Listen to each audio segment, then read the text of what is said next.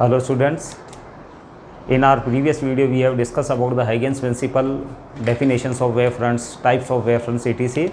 Now we are going to describe reflection and refraction on the basis of Huygens principle.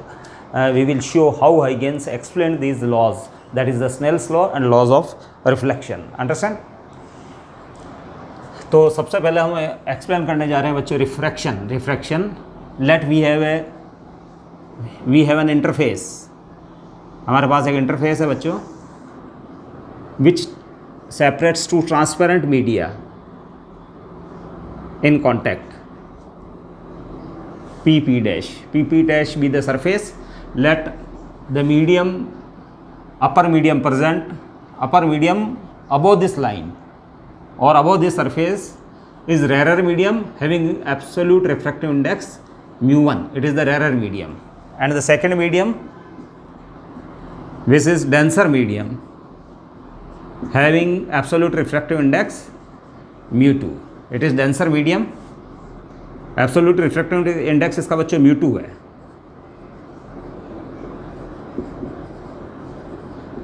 Denser medium.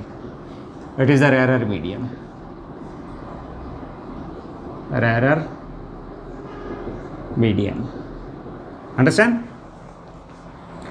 ये एक interface को बता रहा है. इंटरफेस यानी सरफेस बच्चों. Understand? Which separates two transparent media. One rarer medium having absolute refractive index mu1 and the lower transparent medium having absolute refractive index mu2. mu2 is greater than mu1. Understand? Now a plane wave or plane wave front is incident over this interface. Understand? तो वो plane जो wave front है वो इस direction के अंदर है जो बच्चों मूव कर रहा है.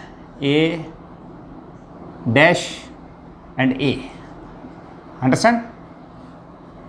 और ये आपका प्लेन वेव फ्रंट है. इट इज रे number 1 and let it be the रे नंबर 2.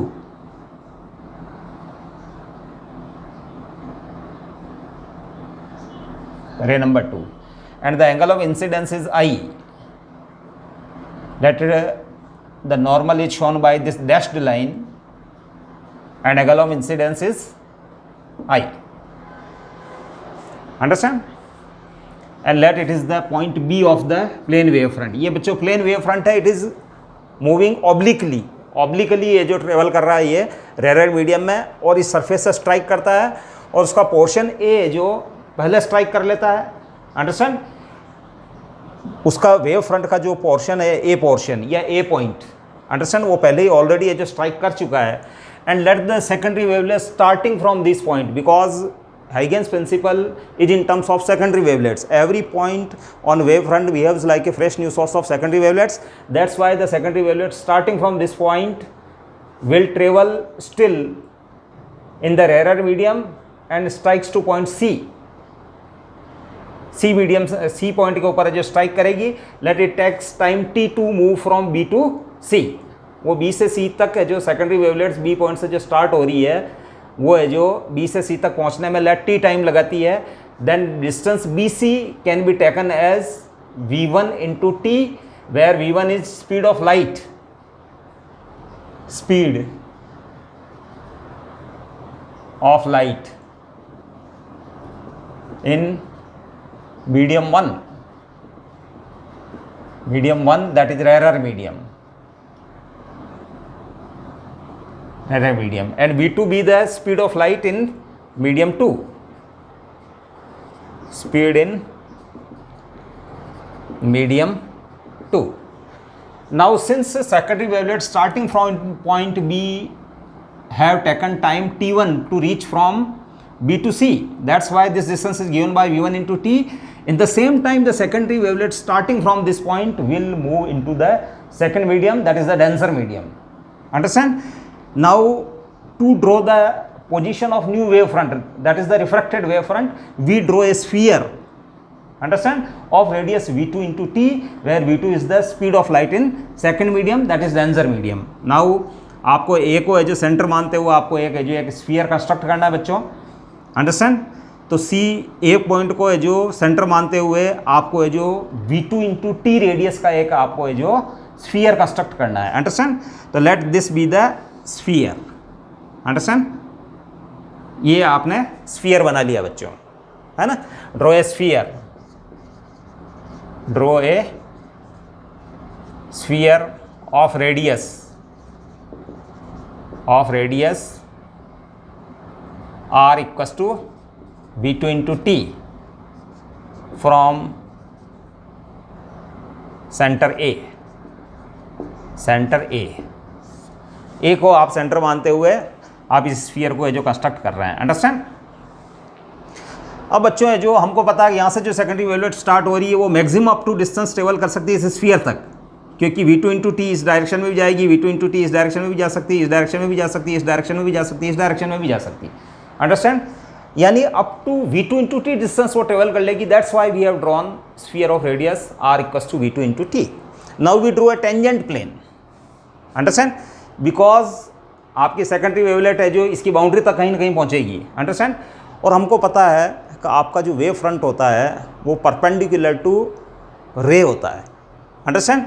तो हम यहाँ से अगर एक टेंजेंट प्लेन ड्रॉ कर लेते हैं, लेट यहाँ से मैं एक टेंजेंट ड्रॉ करता हूँ और ये टेंजेंट है जो मीट करती है इस पॉइंट पर, अंडरस्टैंड। ई पॉइंट पे वो टेंजेंट है जो मीट कर रही है, ये ई पॉइंट, अंडरस्टैंड। अब मैं ए से जो ई को है जो ज्वाइन कर लेता हूँ, ए से ई को है जो हम ज्वाइन कर देते हैं, अंडरस्टैंड। तो बच्चों this will be the refracted wave, ये है जो आपकी रिफ्रैक्टेड रे हो जाएगी बच्चों, and this will become the angle of refraction, understand. And this angle will be 90 degree because wave front is perpendicular to ray. तो बच्चों ये रे हो जाएगी और ये हो जाएगी। सेकेंडरी वेवलेट है जो बच्चों यहाँ से यहाँ तक पहुँची बी से सी तक टाइम t1 में, तब तक सेकेंडरी वेवलेट है जो ए से ई तक पहुंच जाएगी और है जो इस डायरेक्शन के अलोंग है जो, क्योंकि ये जो अब वेव फ्रंट का एक पोर्शन तो यही है बच्चों और दूसरा पोर्शन इसके ऊपर ही कहीं होना चाहिए। तो यहाँ से हमने एक टेंजेंट प्लेन ड्रॉ कर दिया, तो फिर है जो चूंकि रेडियस उस पर परपेंडिकुलर होती है तो ये वाली रेडियस एक्चुअल में इसको सेंटर माना है, तो ये रेडियस यही आपकी रे की डायरेक्शन कंसिडर की जाएगी, अंडरस्टैंड। और this point will be E, understand. Now this angle is again 90 degree because it is the ray number 2 and rays are always perpendicular to wave front. It is the plane wave or plane wave front AB and C is the refracted wave front. CE is the refracted wave front. ये CE है जो बच्चों refracted wave front है। यहाँ पे भी अगर आप एक नॉर्मल बनाना चाहें, वैसे रिक्वायरमेंट नहीं है, but if you want to draw a normal at this point then it will go parallel to this ray, understand, and this will be angle of refraction R, understand।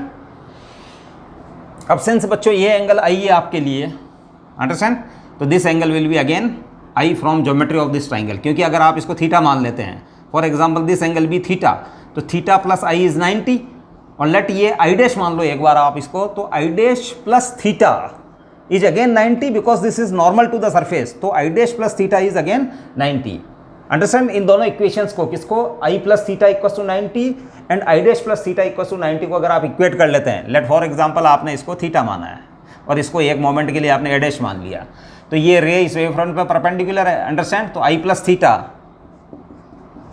Equal to 90 और इसको एक moment के लिए आपने इस angle को I dash मान लिया, तो I dash plus theta is again 90 because this is normal to this given surface, that's why it is 90 degree. Theta plus I dash is 90 degree. Now equating these two equations we get I equals to I dash. Theta से theta cancel हो जाएगा तो I equals to I dash हो जाएगा. It means this angle is again I, है ना। तो इस टाइप से आप एनालिसिस कर सकते हैं. इन the same way this angle is R, hence this angle will be again R. Understand क्यों R हो जाएगा बच्चों? वापस इसको अगर एक बार एक मोमेंट के लिए इसको थीटा मान लें, है ना, और ये R है तो थीटा प्लस R इज 90, इसको एक बार R डैश मान लें तो R dash plus theta is again 90. तो फिर बच्चों इक्वेट करने पर R equal to R dash आ जाता है. इट मीन्स ये एंगल और ये एंगल है जो सेम होंगे, ये R डैश था, ये भी R ही होगा एक्चुअल में. Understand. Now from geometry of the triangle आपके पास है जो we have two triangles. Understand, we have two triangles. So from geometry of right angle triangles, these are the right angle triangles. Sin I, understand, sine I equals to हो जाएगा बच्चों, perpendicular angle I ये है बच्चों, that is B C upon hypotenuse, hypotenuse है जो बच्चों आपके पास ए सी है, अंडरस्टैंड, तो B C upon A C. Now sine R, sine R की वैल्यू आप इस ट्राइंगल से फाइंड करेंगे, ये भी राइट एंगल ट्राइंगल है, ये अगर आर है तो R equals to sine R equals to perpendicular upon hypotenuse, यानी A E upon A C, A E upon A C. Now dividing equation 1 to 2, इसको इससे डिवाइड कर देंगे इस इक्वेशन को, तो implies sine I upon sine R equals to B C upon A E. But B C is what, B C is V1 into T and A E is V2 into T, understand. Now T से T cancel कर देंगे, it means V1 equals to V2, implies sin I by sin R equals to V1 by V2. अब let है जो बच्चों, let R जो smaller then I हो, understand, अगर स्मॉल ये R जो है अगर स्मॉलर देन I हो, understand, if R is less than I implies sin I will be greater than sin R, implies sin R is less than I implies sin I by sin R will be greater than 1, implies V1 upon V2 is also greater than 1, understand. V1 और V2 का ratio जो वो भी greater than 1 होगा, implies V1 is greater than V2. इसका मतलब अगर रे जो बेंड टुवर्ड्स द नॉर्मल है, इट मीन्स उसकी स्पीड जो है सेकंड मीडियम में वेव की जो सेकंड मीडियम में वेव की स्पीड जो है वो स्मॉलर हो जाती है बच्चों, वो कम हो जाती है. फर्स्ट मीडियम जो कि रेयर मीडियम है उसमें स्पीड ज़्यादा होती है और सेकंड मीडियम में स्पीड क्या होती है बच्चों, कम होती है. कब, अगर है जो रे bend towards the normal, understand. तो डेस्कार्टिस ने जो अपना प्रिंसिपल दिया था, जिसको है जो न्यूटन ने फिर मॉडिफाइड किया था, अंडरस्टैंड, तो that was the originally Descartes model, that is the corpuscular model of wave, है ना. वो उसको है जो पार्टिकल से बना हुआ मान रहे थे अपन, और पार्टिकल्स कहलाते थे कार्पोस्कल्स, अंडरस्टैंड. फिर उसी है जो थ्योरी को है जो न्यूटन ने जो और है जो मॉडिफाई किया, अंडरस्टैंड. और डेस्कार्टिस के मॉडल के अकॉर्डिंग है जो वेलो speed of light in denser medium is greater than the speed of light in rarer medium. That was wrong assumptions, understand. But in Huygens theory we can prove that the speed of light in denser medium is smaller than the speed of light in rarer medium, understand. अब बच्चों है जो हम थोड़ा और आगे बढ़ते हैं.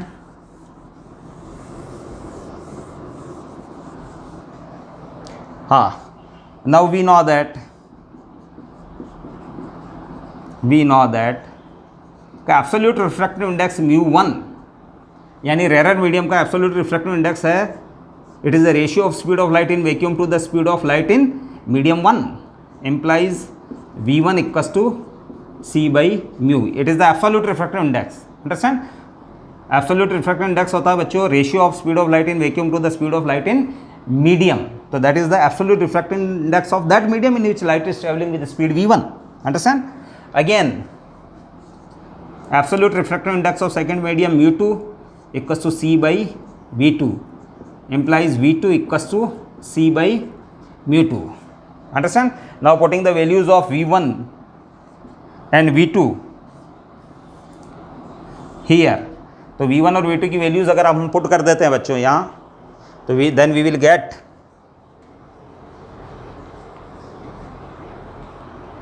then we will get sin I by sin R equals to V1, that is C by μ1 upon C by μ2, V2 की जगह C by μ2, implies μ2 upon μ1 आ जाएगा, understand. That is μ1 sin I equals to μ2 sin R. It is the Snell's law. ये बच्चों है जो Snell's law.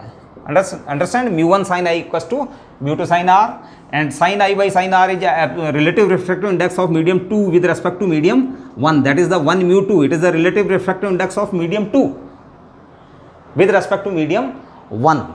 Understand? ये relative refractive index है, that is sin I by sin R, that is C by mu1 upon C by mu2, that is mu2 by mu1. और अब इसको cross multiply कर दें तो mu1 sin I equals to mu2 sin R. It is the Snell's law. Understand? Now it is obvious that the ray, if we assume the ray lying in the plane, this plane of board, understand, and this be the wave front, ये wave front है और wave front के ऊपर ये perpendicular है, understand, and again it is the surface and this is the normal, and normal is again perpendicular this surface, understand. So that's why the incident ray, normal and refracted ray all are lying in the plane of board, understand. क्योंकि ये जो बच्चों ये wave front है जो इस type से obliquely आ रहा है, अंडरस्टैंड, ऑब्लिकली आ रहा है, तो इसके ऊपर है जो आपकी ये रे जो परपेंडिकुलर है, अंडरस्टैंड, परपेंडिकुलर है, और इसके बाद ये रे है जो यहाँ मिल रही है, इसके बाद है जो ये भी एक नॉर्मल प्लेन हो गया बच्चों, it is the plane of normal, understand, और वो भी इस बोर्ड के प्लेन के परपेंडिकुलर है, और ये रिफ्लेक्टेड रे है बच्चों. तो इसका मतलब it is obvious that incident ray, normal and reflected ray all are lying in the same plane. वो इसी प्लेन के अंदर है जो एग्जिस्ट कर रही है. कौन सी? Reflected ray, incident ray and normal all are lying in the same plane. So we have proved that the Snell's laws are verified, है ना, by theory of Huygens. आपको जो स्पेशली यहाँ मेंशन करना पड़ेगा कि the secondary wavelets emits from point B because every point on wavefront behaves like a fresh new source. That's why the secondary wavelet starting from this point will travel to point C in time t. That's why V1t equals to BC. Understand? In the same time, the secondary wavelet starting from this point will travel V2 into t distance in the second medium. That's why we have drawn a sphere of radius r equals to V2 into t. Now we draw a tangent plane from this point. Let C be the tangent plane. Now we draw a line joining this tangent plane, join at the point where the tangent plane cuts the sphere. Understand? Then this will be direction of ray because rays are perpendicular to wavefront. Understand? So it will be refracted wavefront and it will be direction of ray. Understand? So it is the laws of refraction where first medium is rarer and second medium is denser. In the similarly identically we can prove if first medium is denser and second medium is rarer, in this case, understand, the refracted ray will move away from the normal. Understand. तो फिर अब ये बच्चों आपका ये wave front तो इस case के अंदर क्योंकि ये जो ऊपर वाला मीडियम रेयर है, डेंजर है, तो ये जो आपका पूरा वेव फ्रंट है जो इस डायरेक्शन में टिल्ट हो गया है बच्चों, नॉर्मल की तरफ टिल्ट हुआ है ना. अगर आपका फर्स्ट मीडियम डेंसर और सेकेंड मीडियम रेयर हो तो it bends away from the normal, it will travel in this sense. Understand. तो same laws can be proved for the refraction from denser to rarer medium. Understand. Now we are going to prove the laws of reflection on the basis of Huygens principle. Understand? Laws of reflection on the basis of Huygens principle.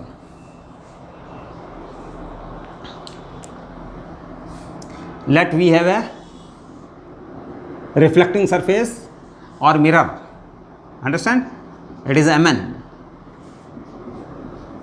ये आपके पास एक mirror है.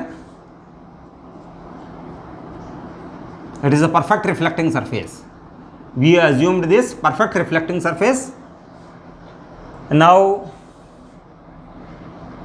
a plane wave front moving obliquely, यानी इस direction में plane wave front travel कर रहा है बच्चों, है ना. And we are explaining now the reflection. Understand. तो the wave front is travelling along this direction. बच्चों इस डायरेक्शन के अंदर है जो वेव फ्रंट है जो ट्रेवल कर रहा है, it is a dash a, it is a point. Understand? Now it is the wave front, it is the ray number 1, it is the ray number 2. Understand? And it be the plane wave front AB. Understand? Now here we draw a normal passing through point A, it is perpendicular to the given reflecting surface. Understand? Now let it be the angle of incidence I. That's why it will be also angle of incidence I by the geometry. Now secondary wavelet starting from this point reaches to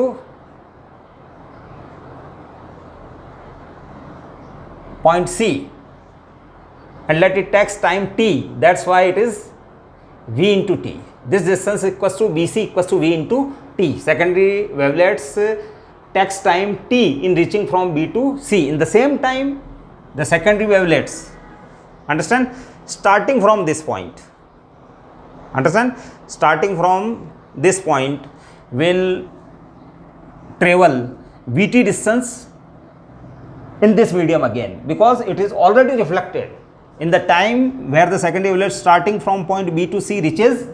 In the same time the secondary wavelets are reflected, so we draw a sphere of radius v into t from having the center as A, और A को आप centre मानते हुए बच्चों अगर आप जो draw करेंगे, अंडरस्टैंड, तो इट विल लुक लाइक, यहाँ से अगर आप जो एक आर रेडियस का अगर स्फीयर ड्रॉ करेंगे तो ये आर रेडियस का स्फीयर है जो बच्चों इस टाइप से है जो आपको मिलेगा, अंडरस्टैंड।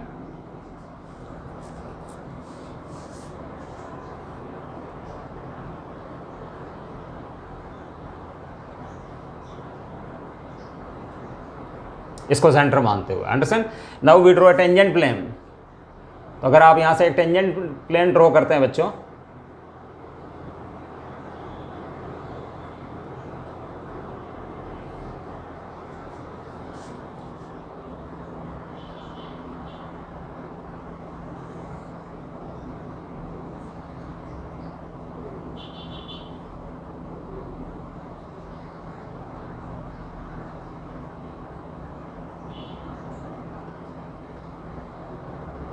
ये आपका है जो v इंटू टी रेडियस का है जो आपके पास आपने एक स्फीयर बनाया बच्चों, ये इट इज द स्फीयर, ये वाला आपके पास स्फीयर है बच्चों, और आपने यहाँ से एक टेंजेंट ड्रॉ प्लेन किया, टेंजेंट प्लेन ड्रॉ किया है यहाँ से, अंडरस्टैंड। और है जो आपकी रे number 1 will travel along this direction, and similarly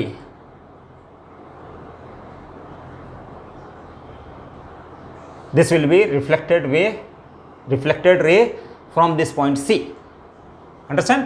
ये C पॉइंट से जो रिफ्लेक्ट होगी। यहाँ थोड़ी सी बच्चों टेक्निकल है जो, मुझे ऐसा लग रहा है टेक्निकल एरर है, क्योंकि ये जो we are drawing the figure है ना, not using any scale any protractor, understand. तो बच्चों है जो ऑलमोस्ट है जो ये लेंथ आनी चाहिए, तो ये है जो आपके पास स्फीयर हो जाएगा, तो it will be tangent plane.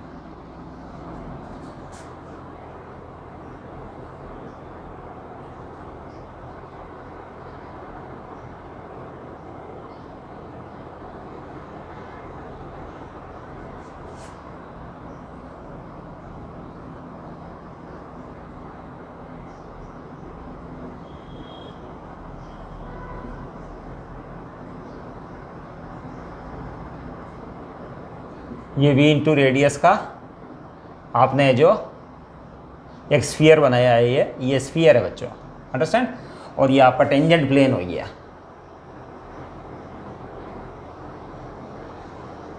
It is the tangent plane.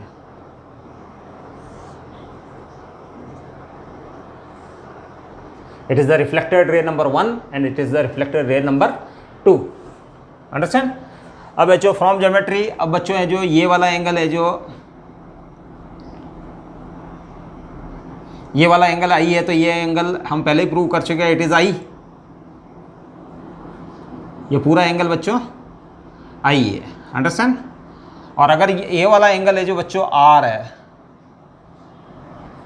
Understand, तो ये एंगल भी आपके लिए जो आर हो जाएगा बच्चों बाय ज्योमेट्री, ऐसा हम जो प्रीवियस वाले फिगर के अंदर प्रूव कर चुके हैं,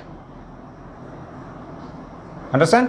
ये वाली लेंथ v इंटू टी यहाँ से यहाँ तक की, और identically this length is again v into T, यहाँ से यहाँ तक की लेंथ भी है जो बच्चों v into T, B C, it is the C point, B C equals to v into T और equals to A E, equals to A E. Understand? एक बार मैं और रिवाइज कर देता हूँ बच्चों।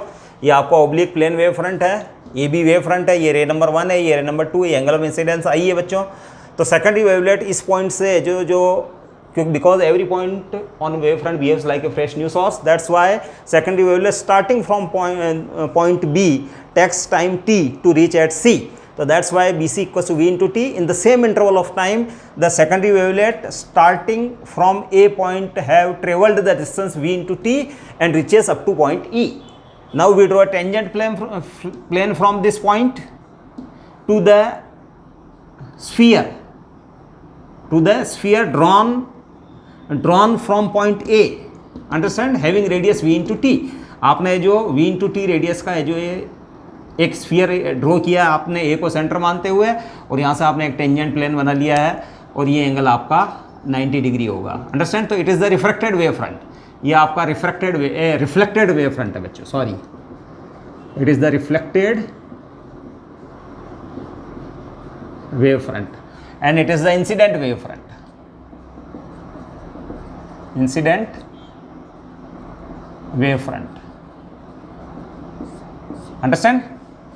Now from geometry of triangles ABC and AEB, from triangle ABC and triangle AEC, understand? Angle ABC इस वाले ट्राइंगल के अंदर, ये राइट एंगल ट्राइंगल है बच्चों, तो एंगल B है जो 90 डिग्री है, that's why angle ABC equals to angle AEC, ये भी 90 है बच्चों इस ट्राइंगल के अंदर, ट्राइंगल AEC के अंदर ये भी 90 है, इक्वल्स टू AEC और ये इक्वल्स टू 90 है बच्चों ईच। अंडरस्टैंड? इसके बाद बच्चों AC इज कॉमन, AC बच्चों दोनों ही केसेस के अंदर हाइपोटेनियस है बच्चों, 90 डिग्री के सामने वाली साइड, ये 90 डिग्री इस वाले ट्रायंगल की बात करें तो ये हाइपोटेनियस है बच्चों, इस वाले ट्रायंगल से बात करें तो ये हाइपोटेनियस है 90 डिग्री के सामने वाली साइड। तो AC equals to common to both triangles, है ना, इट इज हाइपोटेनियस,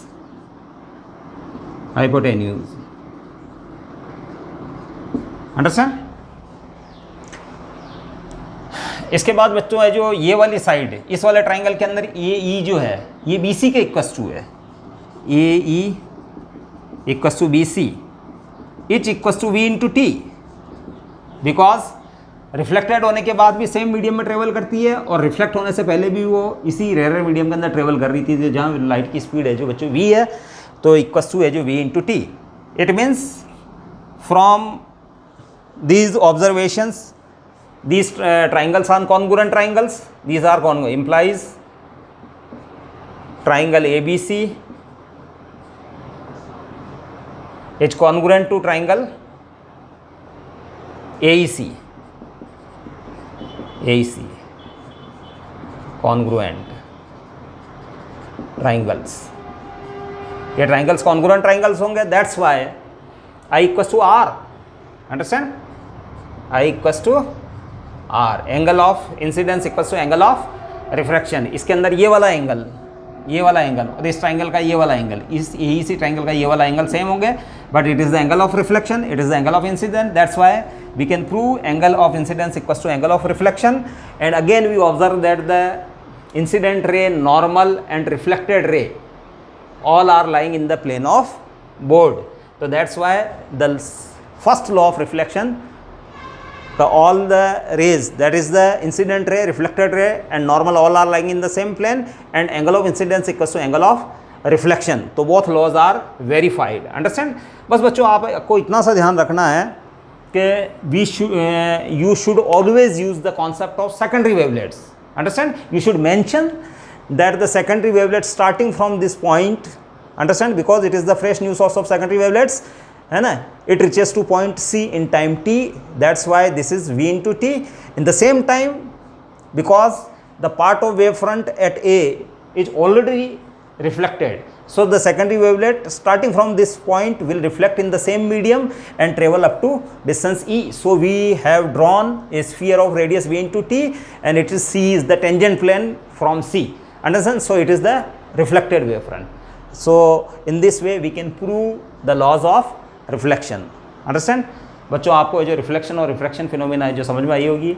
नेक्स्ट है जो हमारे सेक्शंस होंगे उसके अंदर हम interference, diffraction, Doppler's effect, understand, और है जो converging diverging action of prism, mirrors, lenses, ये सब है जो हम जो डिटेल से जो डिस्कस करेंगे, और हमें जो प्रैक्टिस एक्सरसाइज भी हम कैरी ऑन रखेंगे. अंडरस्टैंड? Thank you.